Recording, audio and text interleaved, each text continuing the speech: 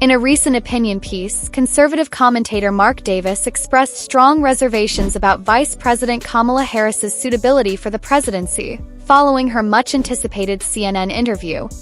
Davis, who has consistently opposed Harris's political stance, honed in on what he perceives as a significant disconnect between Harris's long-standing values and her current policy positions.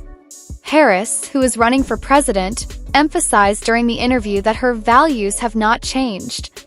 Davis acknowledges that this statement likely reflects Harris's genuine commitment to the principles she has championed throughout her career.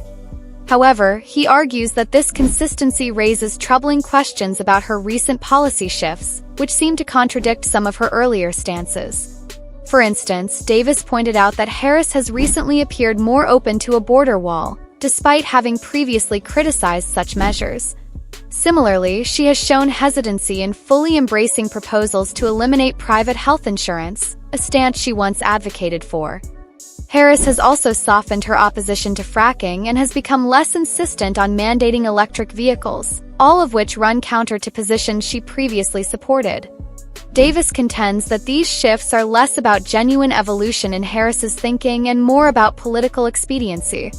He argues that Harris's attempt to reconcile her current positions with her past values is unconvincing, leading him to doubt her sincerity.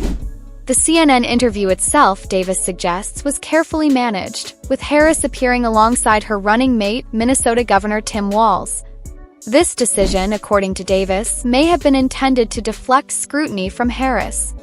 However, he believes it backfired, as Walz faced tough questioning from CNN reporter Dana Bash about controversies from his past, including misleading claims about his military service and personal life.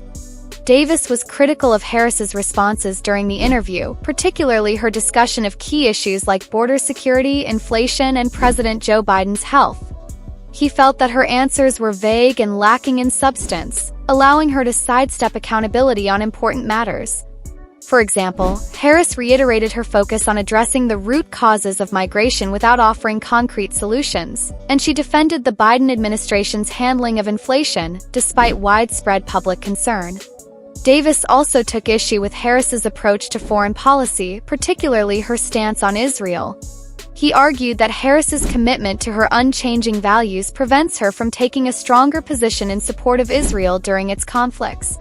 According to Davis, this reflects a broader trend within her party, where certain factions advocate for more restrained support of Israel, potentially at the expense of national security. The opinion piece concludes by looking ahead to the upcoming presidential debate on September 10th.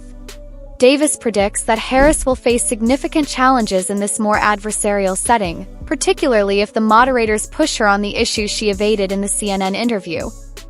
He suggests that Harris's performance in the debate could be pivotal in determining whether she can effectively counter her opponent, former President Donald Trump, who is known for his combative debate style. Ultimately, Davis's piece serves as a critique not only of Harris's policy positions but also of her broader approach to the campaign.